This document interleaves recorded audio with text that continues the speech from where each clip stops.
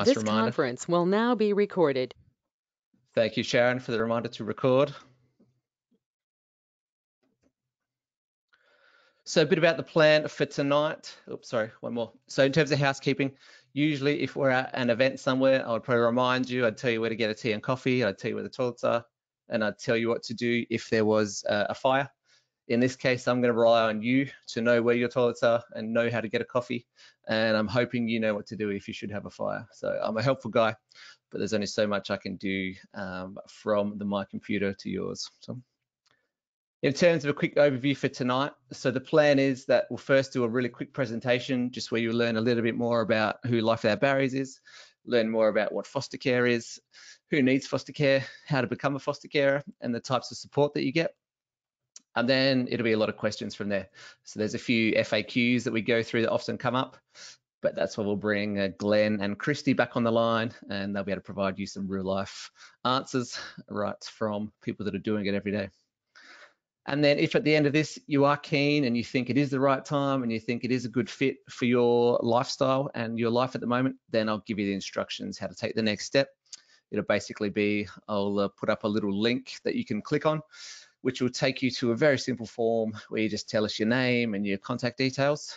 And then probably within a week or so, we'll call you back and have a bit of a phone interview and go through some questions to see if it looks like foster care is a good fit for you at the moment.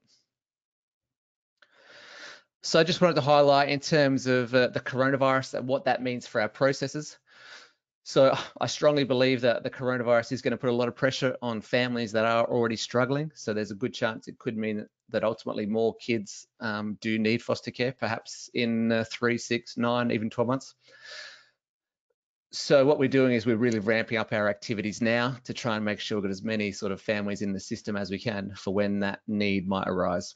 So it's definitely not changing our processes. We've got to follow the same process we do, which takes around 5 months. So it's not like we're going to be hoping you can take a child in two or 4 weeks.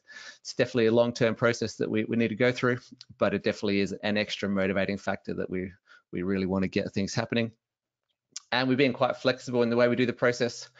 You know, typically it's very much a face-to-face thing, and all the training is face-to-face, and all the meetings are face-to-face, and all the interviews. But given the current restrictions, most of the process is currently being done through Skype calls and video conferencing and online training mechanisms. So always curious, I'm wondering, can everyone just put into the chat box sort of roughly where they're coming from, maybe what suburb you're in? We don't need your street address. We're not going to come and track you down, but if you could just let us know where you're watching this from. It's always interesting to see all the different locations that everyone's logged in from. Everson Park, Salisbury East, Moana, Lightsview, Blakeview. I'm out all around, so that's fantastic. North, south, east, west. I'm sitting up in Strathalbyn, just outside of the hills. Semaphore, oh, I love Semaphore. So that's really interesting, that's good. We need carers in all areas, so that is good to see. Aberfoyle Park, Forestville, fantastic. Golden Grove, good. We need some up north, that's great. And second question that always makes me really curious is, how long have you thought about foster care? Often when we do these things, it's something that people have thought about for often years, sometimes 10 years, and sometimes 1 year. So yeah, I'd be curious, how long has foster care been something you thought you might do one day? Many years, few years, 12 months, 8 years, 1 year, many years, a few years, 1 year, 10? Yeah, great. That's just what we always get, a variety, often between 1 year and 10 years, sometimes longer, 1 to 2 years. Yeah, great.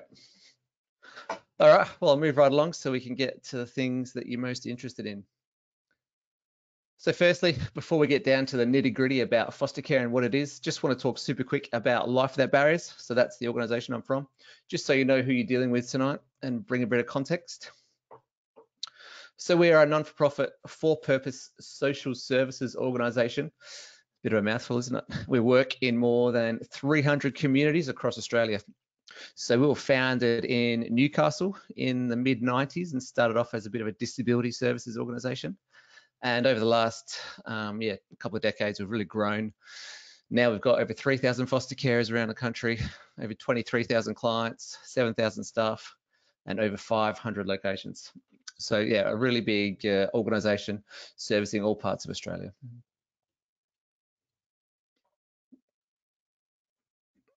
And the things that we're involved in, obviously foster care, as we're talking about tonight. But yeah, we also provide services to people with disabilities, refugee and asylum seekers, people in the youth justice system, Aboriginal and Torres Strait Islanders, homelessness, mental health, and also older people.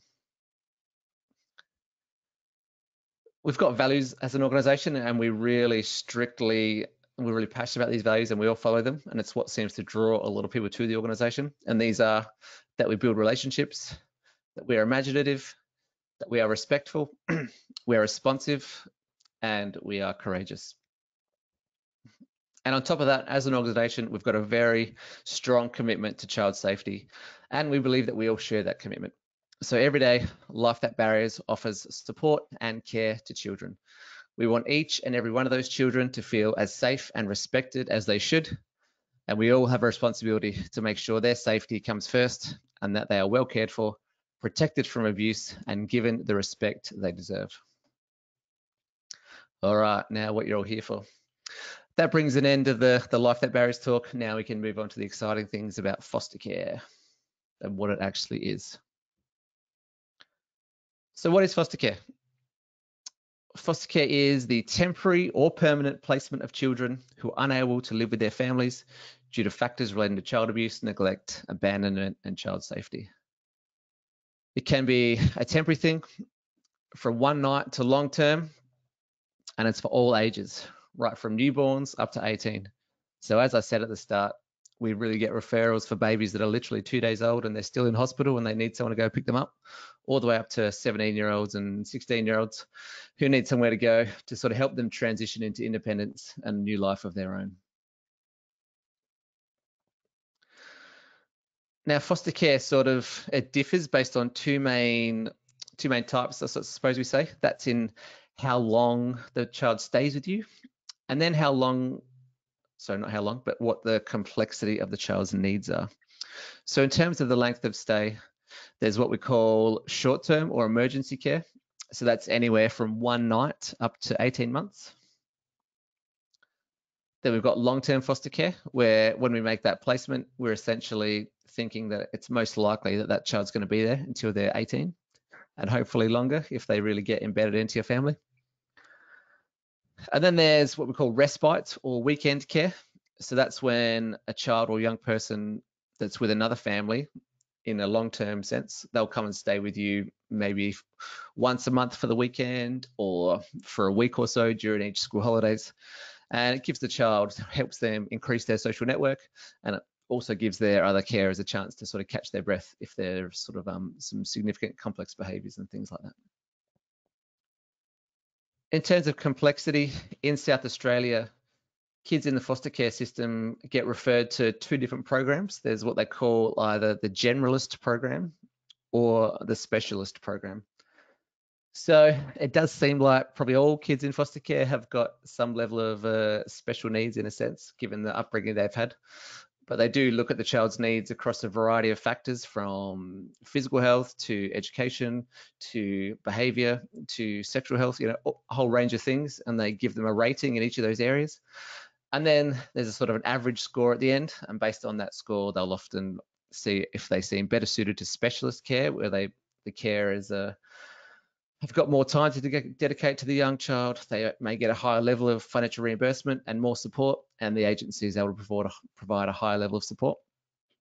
And then there's generalist care, which is still kids that have got complex needs, but there's an expectation that they should be able to function a little bit more normally, go to school most likely normally, and there's just a lower level of expectation in terms of what the carer is going to need to commit for extra time and what the challenges may be.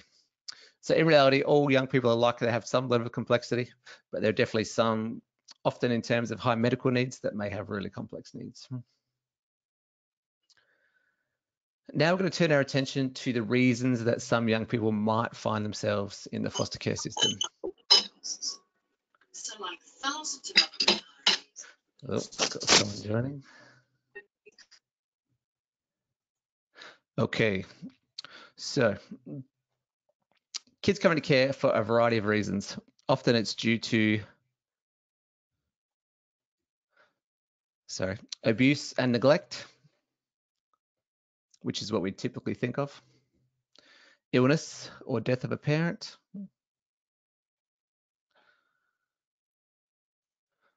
families being unable to provide for them. And that's the sort of main three reasons. So I guess the typical one most of us think of would be sort of that abuse and neglect, but there's often some, not often, but there are some cases where, yeah, the parents have either passed away for some tragic reason, or they're just not able to provide.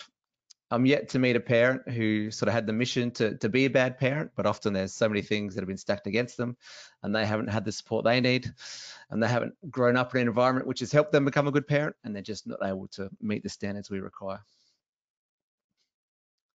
Now, I'm just curious to get everyone's feedback or your guess. How many kids do you think are in care in Australia? If you could type, so we're thinking across the whole of Australia, not just SA, but what would your guess be of the number of kids that are in some sort of care across Australia? All right, George has said 15,000. Have I got any advances on 15,000? Oh, Caroline's gone 20, 30, 8,000, 25,000. Well, got some big numbers. Any advance on 30,000? Or we think that's pretty high? 50,000? Well, Mandy's actually quite close. So what we know is that as of about now, when was this? 2018. So that's even a year or so old. There were over 45,000 kids that were not able to be with their families, and that's just tragic. So that's why at Life Without Barriers and all the agencies, we're absolutely on a mission to provide homes for those kids and safe, caring environments. Now in South Australia, there's something called the Child Abuse Report Line, and that's the phone number that the community can ring if they've got concerns about how a child is being treated. And in the year 2018 and 19, there were over 70,000 calls made to the Child Abuse Report Line.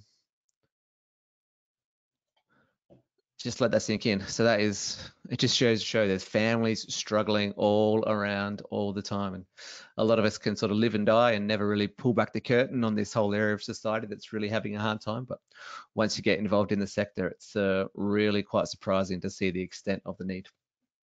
And as I said at the start, I said every single day we're getting phone calls from the Department of Child Protection. They're saying, we've got a baby 2 days old. Have you got someone that can take her to hospital today? And we just got to keep saying no because all our families are full and everyone's, oops, sorry about that. All our families have already maximum capacity. And we know that if we keep putting families with kids that have already got kids, that sometimes doesn't work well. So we need to be really careful in how we choose to do that.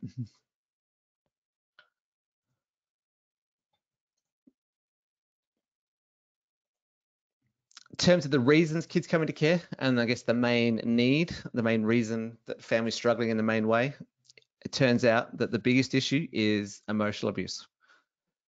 43% of cases, the young person was not able to stay with their family because their emotional needs were not being met. Followed closely by that was neglect. So that's where some of the child's other needs weren't being met. Followed then by physical abuse, and then the smallest, but still significant percentage is where children are experiencing sexual abuse. So up to this point, we've talked about the different types of foster care, and then we just unpacked about how those kids come into foster care and how many kids need it. So from here on in the rest of this presentation, we're going to start talking about what we look for in foster parents and what the process is. So the next question is, the sort of qualities we're looking for and what we ask of foster carers. So the fundamental task of a foster carer is to provide a safe environment to form positive and nurturing relationships with a child or a young person in care, to help them build new skills which are necessary to manage life events successfully. And now there are some certain specific qualities that we look for. So safety is key, as we've discussed, but there are absolutely some sort of personality characteristics and some personality traits that we know make a real difference.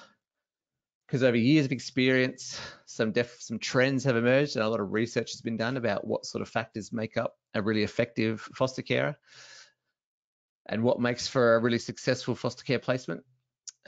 And the qualities that keep coming up are things like someone who is warm and nurturing, someone who's altruistic,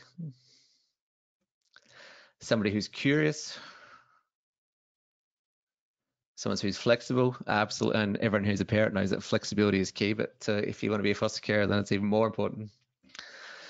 Inclusive of family. Now, I really want to harp on about this. So kids in foster care, there's a very strong chance they're still going to have some kind of contact with their biological family. It may not necessarily be the parents, it could be siblings, could be aunties and uncles, could be grandparents, but absolutely could be the parents. So depending on the nature of the connection between the biological parents and the foster child will depend on the type of access and how frequently it is. But you really need to be aware that's absolutely going to be a part of the picture as you venture into the foster care system. There are some people that I guess have the hope that they can sort of bring the foster child into their family and sort of close the loop around that and just sort of have them as one of their own kids and sort of ignore the rest of the world, but that's just not the reality. So very much we hope they can become part of your family, but they're always going to have this second family that's going to be a part of them. And it's really important that they have an awareness of that other family and have a connection to them. Because what we find that if we sort of deprive kids of that connection to their birth family when they're 13, 14, 15, 16, they just magnetized back because they're curious as they become a teenager, start to form an identity. They start asking questions. Why can't I be with mum and dad?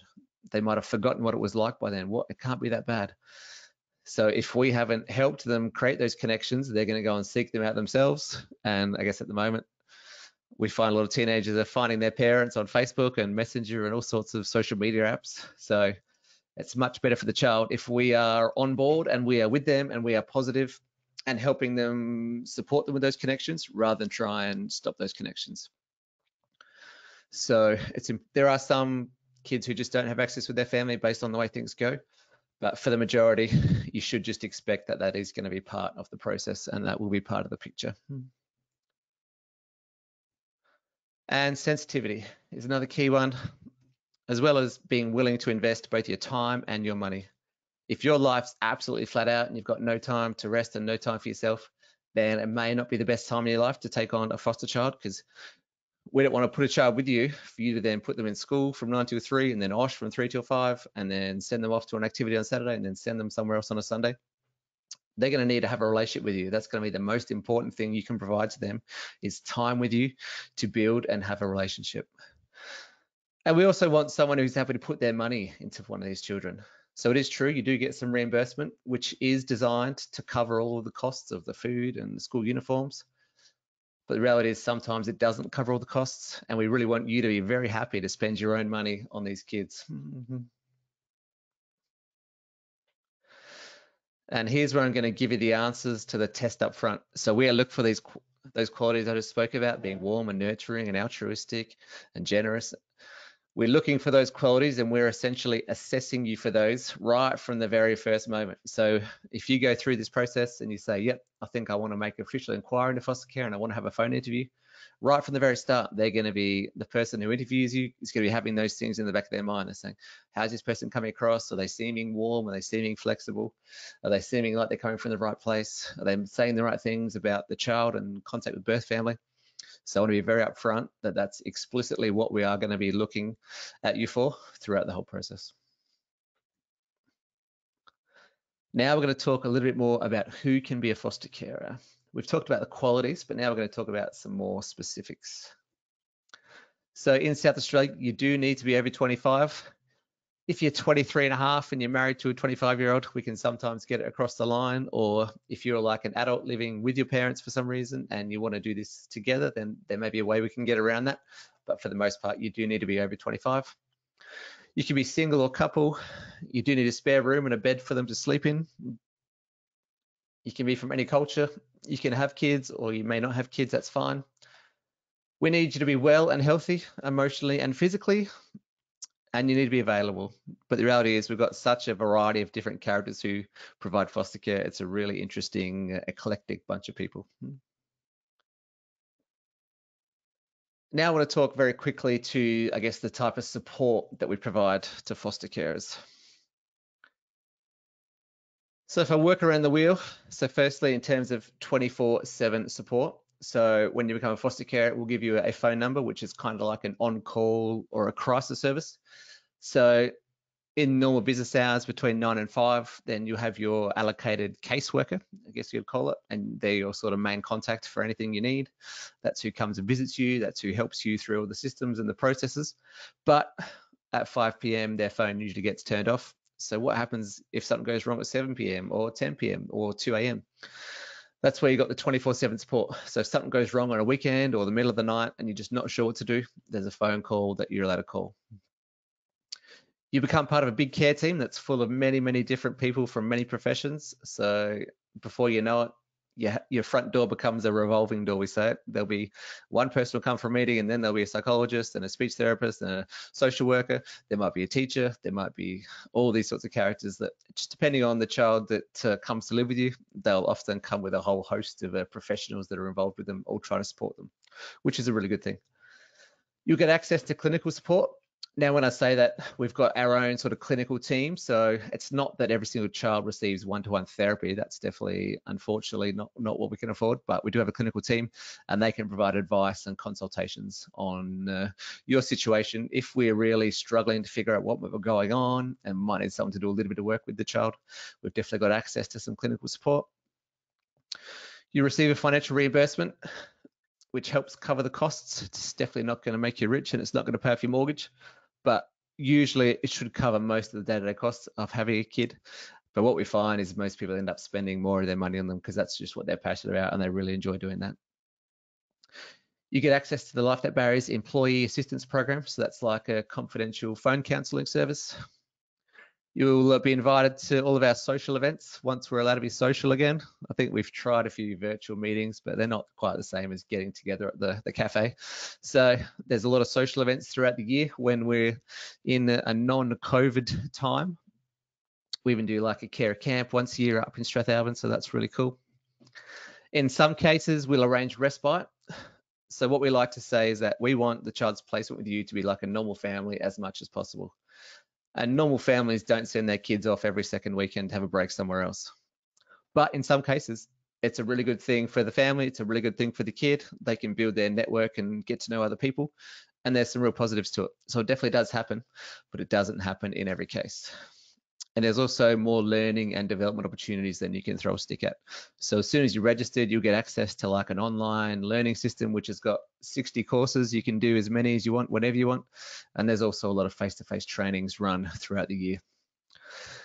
Now, this is not planned, but maybe Glenn, would you be able to show your face again and see if your mic's working and just talk about, as a foster carer, how important are those supports you receive? So you don't need to sort of flatter LifeNet Barriers and talk about how great we are, but just in terms of the support that you receive and how important is that as a foster carer, just in a general sense? Yeah, we were quite surprised with the support. Excuse me. We have a great relationship, and I mean strong, great relationship with our support worker from Life Without Barriers.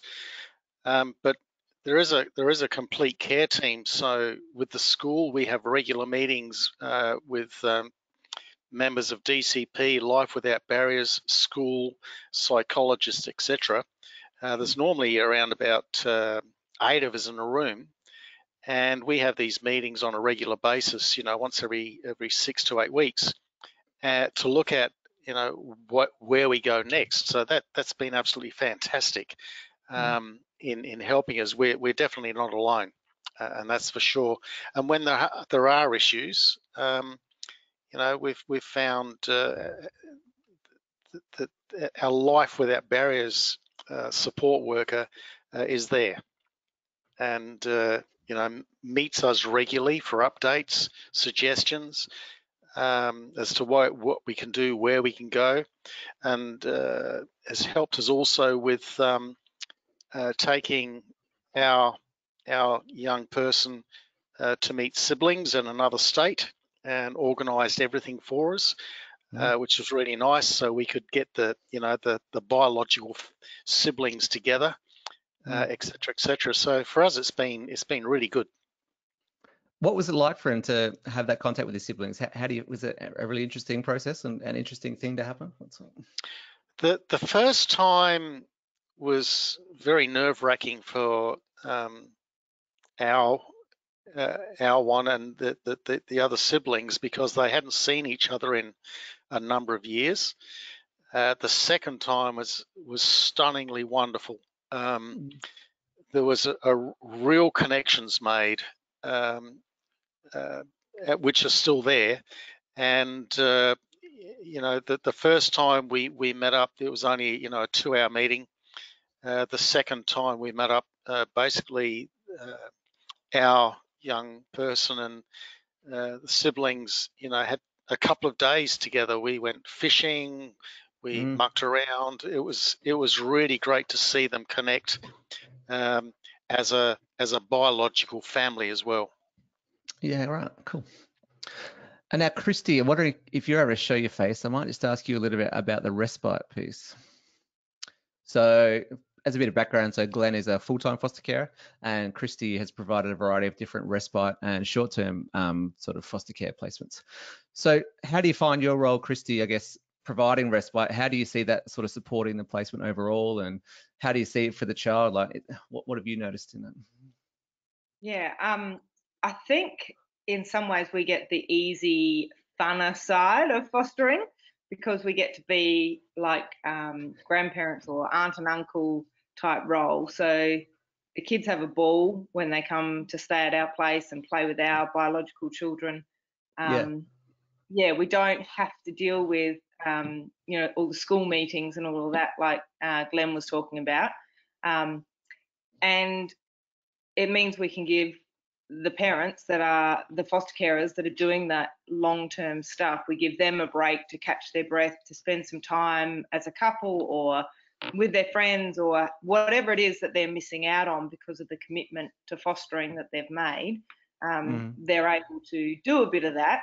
But yeah, we really enjoy the time with those kids and developing that relationship and providing them with that extended family, extra support network that they often miss out on because of the fact that they're in foster care. Yeah, so we enjoy it. The kids seem to love coming here. And of course, the carers enjoy the break. I bet they do. All right, cool. Well, I'll proceed through a few more slides and then I'll come back for some more questions to you too. So now I want to talk real briefly about the process of becoming a carer. So this might be one of the things we're all interested in. So we sort of break it down into 3 main stages. There's what we call the inquiry stage, and then what we might refer to as the screening stage, excuse me, and then the interview stage. So in the inquiry stage, there's an info night, which is sort of what we're doing right now. If you come to an info night and you're really excited and you think it sounds great and you want to go the next step, then we'll organise a phone interview. So we've got a special team because we're a national organisation and we provide so much foster care. We've got a dedicated team that manages all of our inquiries. So they're setting up mostly in Newcastle, but they're sort of spread around the country. So it is like our own little foster care call centre, but they're all Australians, I promise. So they're real experts at helping have some of those early conversations and helping you figure out if foster care is a good thing. From there, we would usually do a home visit, but at the moment they're more like a virtual conference on Skype or one of those sort of video calls or FaceTime or something like that. From there, the first sort of training opportunity is a 2-day course called Shared Lives. That's where you learn a lot more about the foster care system, a lot more about kids who've experienced trauma and the special needs they might have, and how we need to change the way we treat them as a result. And it really helps try and give you a bit of an insight into some of their experiences and why we might need to change the style of care and parenting that we provide. And if after that it all seems good, we then proceed to the screening stage. That's where you'll officially sign on the dotted line and say, yep, this is something I want to do. We'll arrange for some police checks. You'll need to do a health check. We'll need to get your GP to do a health check. Go to a household safety check. And if all that's looking good, and then we can move to the nitty-gritty of the interview stage. So what it looks like is a whole series of assessment interviews. Often it depends if you're a single or a couple and how many household members you've got, but it's usually between 6 and 8 different interviews. From that, the assessor will then go back and write that up.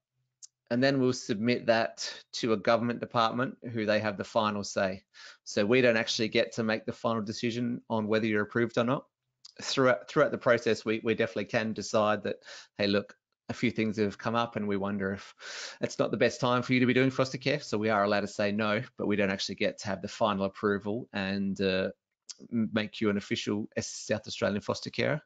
That's the job of the Carer Approval and Registration Unit, CARBRU. So that's who I'm on the phone to every day saying, hey, where's that assessment up to? We want to put a kid in there. So they're a great team, but they're very busy, as you can imagine. In terms of how long it takes, and look, it really depends. It depends how long it takes for you to complete your trainings. If you've got a lot of availability and you can just come to all the ones we've got scheduled really quickly, that's great. That speeds things up. But if you've maybe a shift worker, so it's quite hard to get time off on certain times, that can definitely make the process drag out. And it also depends how long the assessment interviews take. So what we usually try and do is set up a pattern, and sort of once we've done all those early checks and screenings, and once you've done your training, we then try and say, all right, well, let's pick a certain day of the week and let's meet every day for the next month at least and see how far we get, and then reassess from there. We find that if we do meet weekly, that's a really good way to get most of it done at a pretty quick pace. And it could be in the morning, could be the afternoon, it could be the evening, but we just find that it's really important to get those things done in as much time as we can. But really what we say is once you've sort of commenced the screening stage, we try and get it submitted within about 3 months.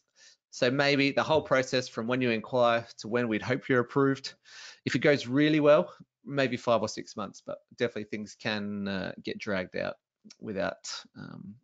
for reasons we can't predict. And then once we've submitted it, there's no guarantee in how long it may take for us to then get that approval back from the government department. So it used to be more like 3 months, but they seem to have worked really hard to get that wait time down. And now it seems to be more like about 4 to 5 weeks that things are taking, which is really great news. And it means we can get more kids into families. I think it's really important to think about whether this is the right time. So obviously from that early question, a lot of people said, I've been thinking about it for 5 years, for 10 years, for 2 years, and that's fantastic. And we find that a lot of families that are super passionate about this, it still does take a few dominoes to fall in place before it is the right time. So it could be things like, do you have the time to commit to the training? Sometimes people will be super passionate and we can't question it, but their lives are just too full. So it's just too hard for them to find time. And do you have time for the interviews? All those sort of things. It might be the case that you're super good to go, but maybe your spouse isn't quite on the same page yet. What we find is that that can be a conversation that goes over a few years where the spouse needs some time to think about it, needs time to process it, and needs time to get ready for that. And sometimes the parents are there, but they might have biological kids and their kids are maybe not ready. So we've seen 5-year-olds that have trouble. We've seen 15-year-olds that have trouble with the concept of, because it's a big thing, you know, maybe having a whole new kid come into their household and start calling their mum and dad. It can be really hard for kids to get used to. We do try and give them as much information as we can to support them to understand the need for these kids and how amazing it is when they get that chance. But yeah, the reality is some kids really do struggle with the concept of someone else coming into their universe. It can be a big thing. So it's definitely good to have those conversations with your family if it's something you're thinking about. Something else we really press hard on is that it's important that if you've had some really hard times of your own throughout your life, and the reality is that most of us had, it's important that you've processed those challenges and really worked through them. Because if you've had some potential trauma of your own and some hard times, and it's not been worked on, that means it's a real risk of something that can come up at a later stage when we're not expecting it, and it can really interfere with your ability to provide care, or it could be what we might say a potential trigger. So if there's something that's a big deal that obviously you've become a successful adult and you've gone to your life, but it still may be something that's sort of lurking under the surface and may need some sort of further exploration to bring these things out in the open, work through them in a safe and supportive way before you bring a young person in. Because what we know is that if we bring a young person into your life who's got their own trauma, and if you've got trauma of yours that hasn't been dealt with, that's a recipe for an explosion, and that's not good for anyone.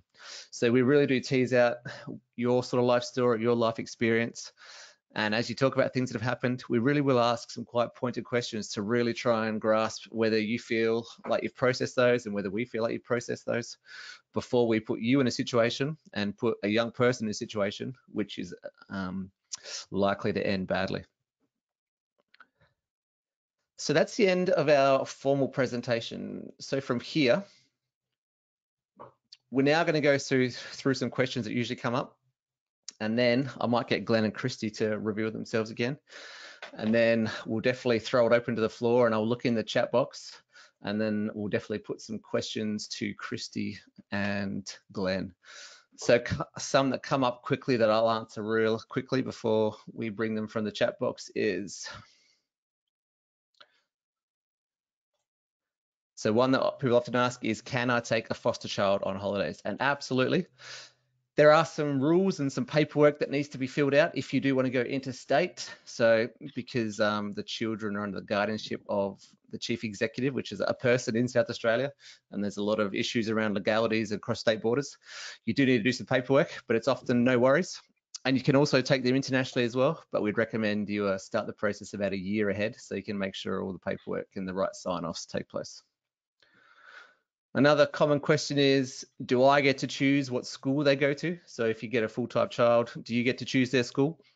The answer is technically no. So as they are, I guess, under the guardianship of the government has the final say in things like education and health.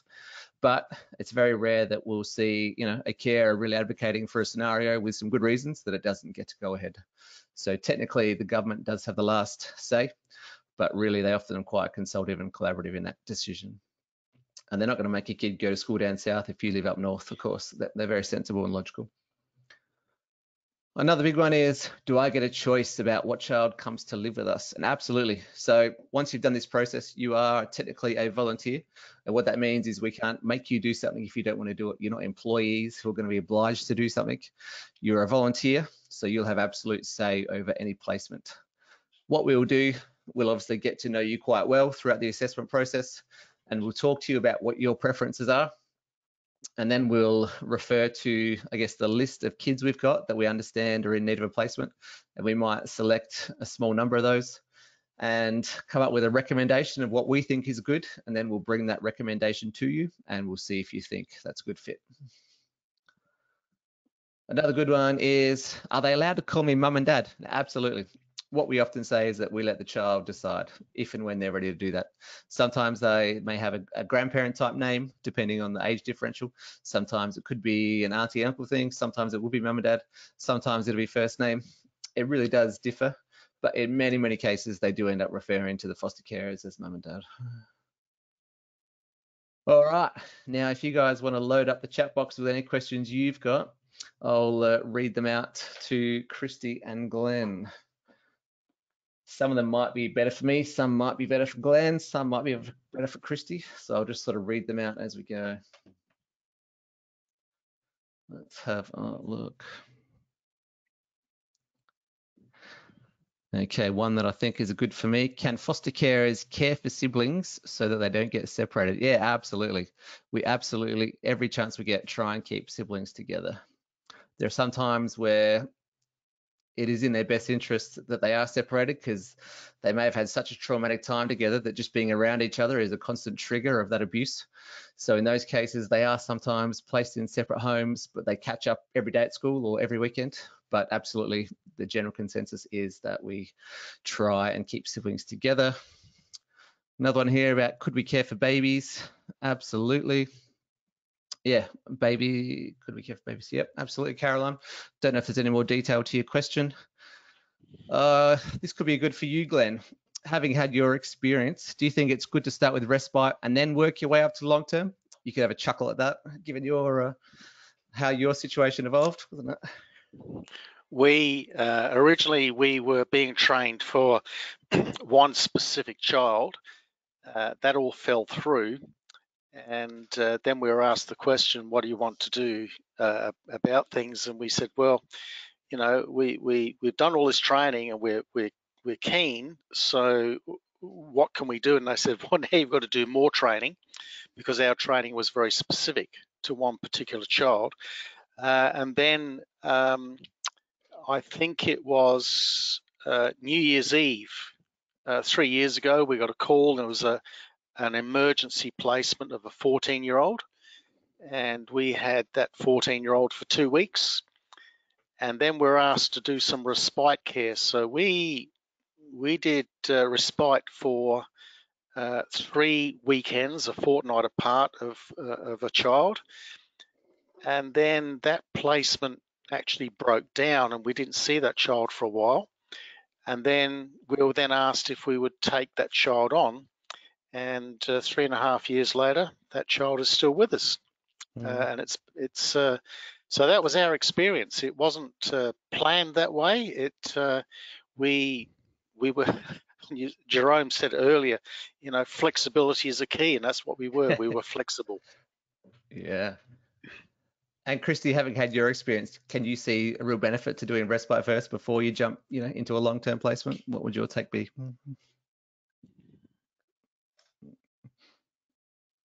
You're muted. Sorry, Christy. So.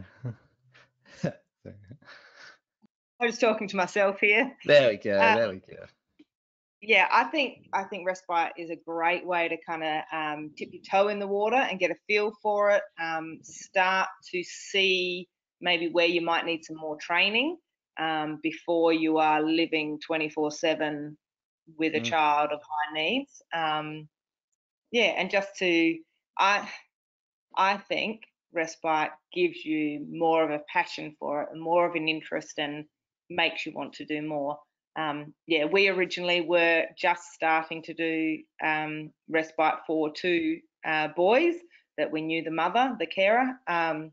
But yeah, once we started doing the training and hearing how much need was out there, we said, all right, let's just be open to the short-term emergency stuff as well. And our first placement was actually 2 siblings for 4 months. So yeah, Yeah, but wow. it was a good way to get in. Yeah, sure. And a little question there from Caroline in terms of, can I care only for babies? Now, absolutely. There's such a big need for people that are open to caring for babies, even on a short-term emergency basis. There are some people that just thrive on that. So absolutely, if you've just got a passion for providing care to babies that need care, absolutely, there's a huge need for that, and we can absolutely support that type of registration. Good one for you, Glenn. How do you juggle fostering with your job? Do you work hard? Yeah. I run a business from home. I have employees, and there are long hours involved, so it is a juggle. And however, that's also called life, and any child has to learn to adapt. And the wonderful thing is that's happening. The adaptation is happening, and our young person has already told us that they want to operate a fishing charter business when they become older. So Right. some of it must be rubbing off, which is an absolute delight to see. But it is a struggle at times, juggling everything, because I have client demands, I have family demands, etc., etc. However, we have a wonderful support group around us with our extended family. One of my daughters is now a registered carer, and she does a little bit of respite for us as well. And our young person really gets along well with my grandson in that area. So that's an absolute, that's gold, absolutely gold. But it's a matter of, that the whole thing is the child comes first. And there's times where stuff's been happening. I've just had to stop everything, and the next 3 hours is on that. And that's something that we had to come to grips with very early, that could happen. And I guess because I'm the boss of my own business, I have that luxury. However, sometimes, 9 or 10 o'clock at night, I'm making up for it. Yeah. And what's your experience, Christy? Yeah, so far since we've been with Life Without Barriers, it hasn't been much of an issue. because we mostly just do the respite on weekends. And I work as a kindy teacher, so that's during the week. Where I work, we do have long daycare facilities. So if we had a child in that age bracket, they could come with me. We almost got a 2-year-old as an emergency placement, and Life Without Barriers actually organised a childcare position for that child the day before they were going to be coming to us. So yeah, we were able to, like, Life Without Barriers was very supportive to make it work around our jobs. Yeah, depending on the needs of the child and how much time and energy it takes, as to how much, yeah, you have to be flexible with your work, I guess. Yeah, cool. All right, there's a couple that I'll chip in on. Now, Renee, I have seen your question around yourself and Susan. I've seen that and I'll definitely answer it, but I might get to that one at the end once the actual presentations come to an end. So if you're happy to stay there right at the end, I can definitely send some messages back and forth and get a handle on your situation. So another one's come in, is there a limit of 1 child per bedroom? Now, that's definitely my domain.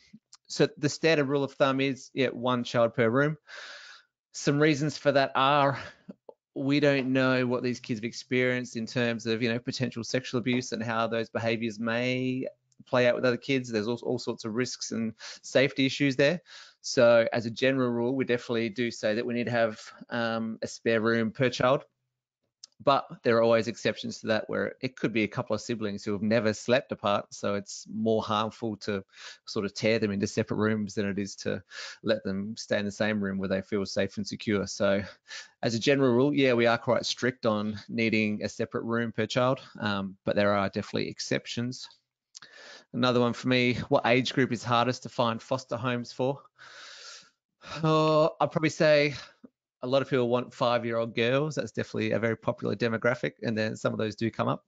But the reality is probably the teenagers, the upper teenagers, are often quite hard. I think a lot of people have the assumption, and quite correctly, that the younger you might get a child, the more chance you've got to influence them. And there's definitely some truth to that. But that's not to say you can't have some phenomenal results with teenagers. And we do have a handful of carers that really thrive on that challenge of bringing in a 15-year-old and really helping upskill them for independence. So it goes both ways. Another one about kids living in home, and they are 16 and 20. Will they require police clearances? So the answer is yes. So everyone that lives in your house will need to undergo the same sort of working with children's check and national police check. And in terms of will they need to be involved in the interviews, we definitely do interview them as a household member, but not in the same way that we're going to interview yourself and your partner if you've got one, who are the primary carers. So the people that are going to be the carers, there's a really high expectation in terms of their skills and abilities, in terms of ability to care. So we're not going to assess everyone's ability on that, but we do need to sort of have a conversation with them just to make sure we feel like they're a safe person and going to be a positive influence on someone who might come and stay. Police clearance is expensive? No. So essentially there's no cost to you at all through the whole process. So all training, we cover the cost of that. It's catered. We give you food when you come. We pay for all the clearances. So there's zero cost to anybody throughout the process. To help facilitate family contact, how far do we take the kids, these officers, throughout Adelaide? So there's a variety of different Department for Child Protection officers throughout the suburbs and around the hills and the countryside. So after being with you for a while, they will move the child's, I guess, case management to the closest office to you. So ideally that won't be too far away. Sometimes the contact will be at the office, sometimes it'll be out in public somewhere, sometimes they meet in the city, all sorts of different arrangements. Another one for me, we have 3 children. Would foster children be placed in the same school? In general, we say yes, so that we find that best, and as much as anything, to help them feel like part of the family. It's just not quite the same if your 3 kids go to one school and then we send the other one off somewhere else. It's not a great look for that kid. It's not going to help them build that sense of connection to the family in a way. So in most cases, that is the case. But if there are some real special learning needs, and it could be a private school is somehow better resourced and better suited to the foster child, that's an option we can look at. Funding is also a challenge, but yeah, we're definitely open to other schools if there's a real need, but by default, they often tend to go to the same school. Another one that I might be able to cover is their leave for most workplaces. I find the bigger organisation you're in, and especially government organisations, have got quite good leave policies for foster care. They often consider the start of a foster care placement similar to, I guess, having a child. So they often fall under a similar bracket. So that can be good. Glenn, I thought I might get you to just comment quickly on the assessment process and sort of what was that like for you? That, because I know it's not short and it's not simple. Could you just sort of paint a picture of what that was like on your side of the fence, you know? Yeah, the assessment process for Karen and I was the length of time was a bit different significantly, and I guess it was, you know, as the assessor dug into my life, more and more came to the fore because I've lived in several different countries. I am actually adopted, etc. So there was a number of issues that were raised. So I think all up, I spent 18 hours in assessments, whereas Karen only spent 12. However, it was brilliant because it helped me really come to terms with my why. Why was I going to do this? Why was I going to become involved? And I think that was the best thing for me. Because I was able to get a crystal clear picture of why I'm doing this, and that has now helped me through some tough times. Obviously, the good times are good, etc. And I think that it was the same for Karen when she went through the interview process, and so that went for a while. But as I said, the benefit to me was really understanding my why for becoming involved as a carer. Just without obviously really revealing anything personal, did you find that it raised some things that you hadn't thought of, that you had to sort of do a little bit of processing on in some form, or were you in pretty good condition, did you find? Well, when I didn't find out I was adopted until 2 weeks before my father died. It was a complete, I had no idea. And what was very interesting was that all my aunties and uncles on both sides knew, and no one told me. My mother never wanted me to know because back then it was very shameful. Society's changed a lot now. So it made me assess my relationship with my dad, who I call my dad, who adopted me, and it really brought home to me that, you know, the man I call my father unconditionally took me on and loved me. And when I found that out, I found that's actually my reason, is that I was given a chance, and I'm forever grateful. And if I could love him any more, I would. And that has been motivating me since I discovered it through the assessment process. Wow. Oh God. Yeah, that's wow, really special. Thanks for sharing that. Christy, one's coming here which may have some sort of parallels to, I guess, your situation. But so they've said our 4-year-old has autism. Would that stop us being able to foster? Would you have any comment around that? My answer would be no, it won't stop you. Obviously, the assessment will look into what would be an appropriate child to have in your home. Our 12-year-old son has autism, and fostering has actually been amazingly good for him at learning how to be flexible. It's brought out a kindness in him that we hadn't previously seen. But the reality is that some children don't get along with him because of it, or he doesn't get along with them. One boy we were having for respite, we had to cancel the respite after about 3 weekends because that boy and our son were pushing each other's buttons. So yeah, you have to be open to the effect of the autism, but it's definitely not going to stop you from being able to foster. Yeah, so it sounds like that it's an extra consideration in all the placements that you may consider, really. Definitely not a ruling you in or out factor, which is great. No. Question from Mandy on pets. Is pets okay? No, absolutely. We definitely do, I guess, assess your pets, not in the terms of having an interview with them, but we do sort of, I guess, have a look at their mannerisms and the way they come across. So, you know, if we walk in the door and your dogs are extremely loud and extremely, even if it's in a friendly way, that could be very overwhelming for a child who's experienced trauma. So that's definitely something we look at. And part of the household safety check, ask some questions around, could your animals be put somewhere else if they need to be, in terms of, you know, is there a separate area where your dogs could go or something like that. So it's definitely absolutely okay. We've got people with all sorts of menageries of collections. So yeah, absolutely, it should not be a problem, but there are some restrictions depending on, I guess, the nature of those animals. And one for both of you, I'll start with you, Glenn. What are some hard truths we need to know before embarking on fostering? You've got to know why. If you haven't figured out why, then I think you're going to be in for some shocks. When you've worked out your why, that is for me the biggest thing. Every child is unique and different, and I don't think we can generalize. When we first embarked, the psychologist who was guiding us in the initial stage of this placement said, you will learn to become the experts in this child. And we had to do it the hard way. We had to discover it. We had to find out.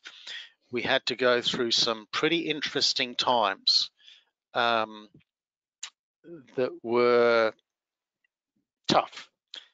However, I think one of the hard truths is this, that these children require safety first and foremost, and safety comes in the form of boundaries. If children can learn that between here and here is safe, but if they step outside of here, it's unsafe for them, and you've got to then make sure those boundaries are. There are consequences with the boundaries which are not punitive. Though that then gives that tells the child they're safe between here and here, and it's discovering how you can work with that child in those boundaries, and that can be quite difficult. But our experience is we have persisted and been extremely consistent with that, and now we have this wonderful young person who we just adore and love. Yeah, amazing. So would you say that, I guess, as you mentioned, the why, is that really, I guess, an anchor that sort of keeps you settled through those more turbulent times? That really helps you stay grounded. And you cannot allow your emotions to overcome you. You have to be consistent. You have to be calm. I'm not going to disclose it here, but I had some situations which were quite violent against me, and it was a matter of staying very calm and showing them that no matter what they did to me, that was the boundary. They could not get past me. They could not trigger me. They could do nothing to cause me to lose it. And once our young person had figured that out, that they couldn't break me, everything changed. I mean, we saw a change from in our person, from someone who was just angry all the time to, when they figured out that boundary, the next day we went for a walk along the river, and this person, our young person, was skipping. What does a young child do when they're happy and safe? They skip. You know, so that really unlocked a sense of safety, obviously, which could then free up a lot of those brainwaves that have been suppressed for some time. Yeah, exactly. And Christy, any hard truths you could think of, even for yourselves, or stuff you've witnessed for other families? Yeah, I think a hard truth is possibly the fact that trauma does affect every one of these kids, even if they were removed at birth, that in itself is a trauma. So you can't think, oh, well, this child wasn't very badly abused, or they were removed at birth, or whatever. They are all affected by trauma. And that can change the way we have to parent them. You may have raised your own children, you might be an auntie and uncle, seen other children raised in a wonderful, successful way, but you may have to completely rethink how you raise this young person because of that trauma. In my experience through fostering and also my work, I think trauma can often present as very similar to autism. So another hard truth from that is that it is time consuming. They may need the same lesson explained, taught over and over and over that another child might just instantly understand.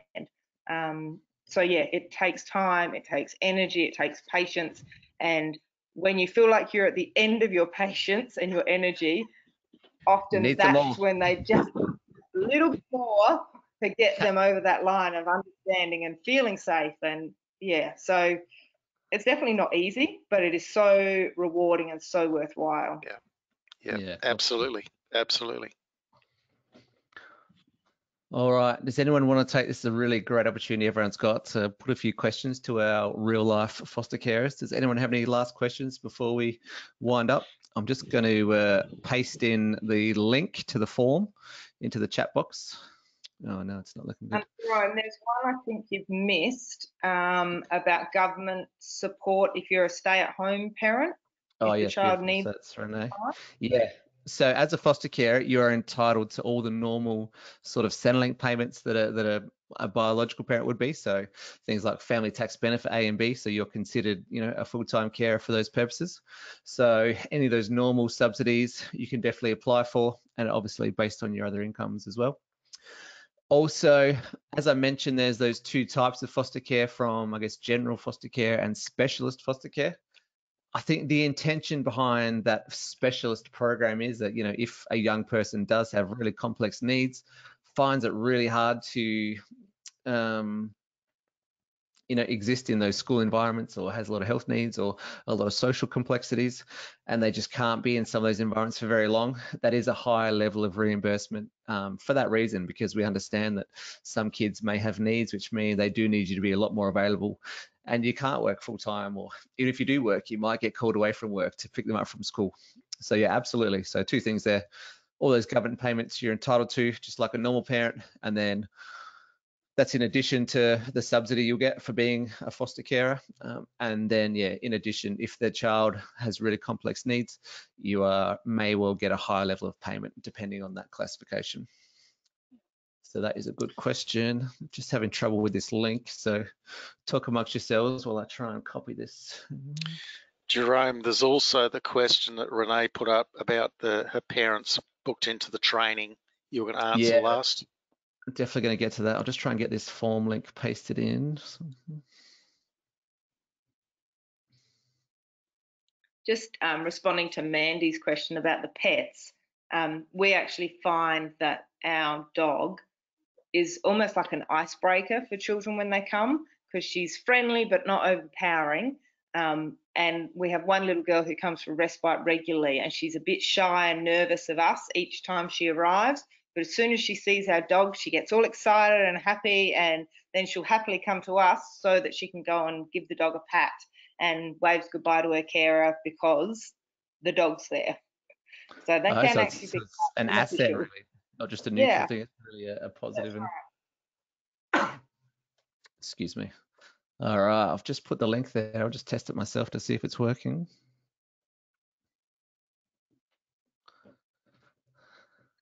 We have a toddler that comes every 4 weeks for the weekend for 2 nights, and then a 6-year-old boy who comes on a different weekend once a month for 2 nights, and then a brother and sister school-age children that come as needed.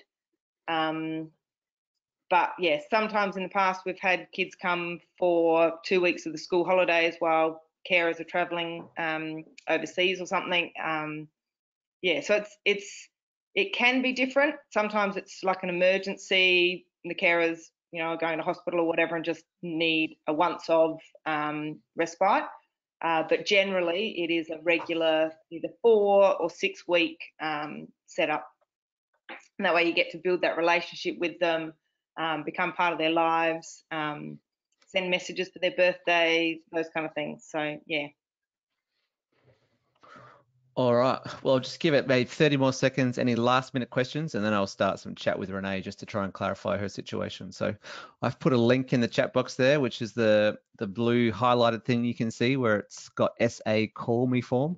So if you do want to go the next step and you think now's a good time, please click on that and it'll just ask you some real simple personal details just so we know your name and your contact details so we can chase you up. It'll probably be around 7 to 10 days, to be honest. We're quite busy. So we'll probably call you back within a week to organize a bit of a phone interview. If after that you think, if after tonight, maybe you think now's not the best time, absolutely great. We appreciate that and we thank you for coming. It's been really great to have this chance. And yeah, I think a great question at the end in terms of, we've talked about some of the hard parts and some of the hard truths, but what could you both say about some of the best parts and some of the good things that happen? Glenn, maybe. Okay, there's lots of them, absolutely lots of them. Once we got past the stage of our young person knowing they were safe, we've had some glorious times with our young person, and I'm going to give you something that absolutely blew me away. Just at the start of all this COVID thing, I run a business, and when this all started, we were wondering what was going to happen with our business, and so we sat down and we formulated 3 levels of planning. Should this happen, we'll do this. If that happens, we'll do this, etc. And over the period of a couple of weeks, talking to some of my business colleagues, other business owners and so forth, I was discussing some of these plans, etc. Now, our young person enjoys some Minecraft, etc. And next thing, our young person came through with a written plan, A, B, C, and D, of ways to earn Minecraft dollars, etc., so they could buy more things in Minecraft. They'd been listening intently, and I was blown away. They do listen, and and during some chats, our young person has a passion for fishing, and during some chats found out that thinking about they would love to have a fishing charter business down the track. So we've actually talked about, well, to do that, it's going to be expensive, and it's wonderful. It's just great. And when our young person came to us, they were not school ready. An hour a day at school was maximum. Now they're spending most of the day at school and starting to really learn. And the chats are just really good these days, discussing various bits and pieces. We still have our moments, but and we believe that now we have a great opportunity to take this young person from where they were to becoming a tremendously good functioning adult who can contribute to society, to community. Yeah, fantastic. And what have you seen, Christy? I guess it's a different type of exposure, but I guess you do see kids over a period of time. Have you seen things that have really stood out to you? I think definitely similar to Glenn in that just seeing children, once they feel safe and once they trust us, they open up and you get to see their real personality rather than just that fight or flight side of them. watching them develop, watching them overcome difficulties, but also watching my children interact with them, seeing a different side of each of my children. My 16-year-old son has always been quite negative about the idea of having extra little kids in the house and whatever. But when there's extra little kids in the house, he's the biggest softie you can imagine and has a ball with them and looks after them. And so it's been really lovely to see each of my 4 children show a different side of themselves and develop those caring, nurturing skills themselves. Yeah, it's lovely. Yeah, interesting. Really cool. All right, one more question is coming from Mandy in saying, what are the variations between the different foster care agencies? So there used to be more difference, whereas nowadays I think, because obviously I spoke about the different types of care, like specialist care and generalist care. It used to be that only some agencies could do specialist care.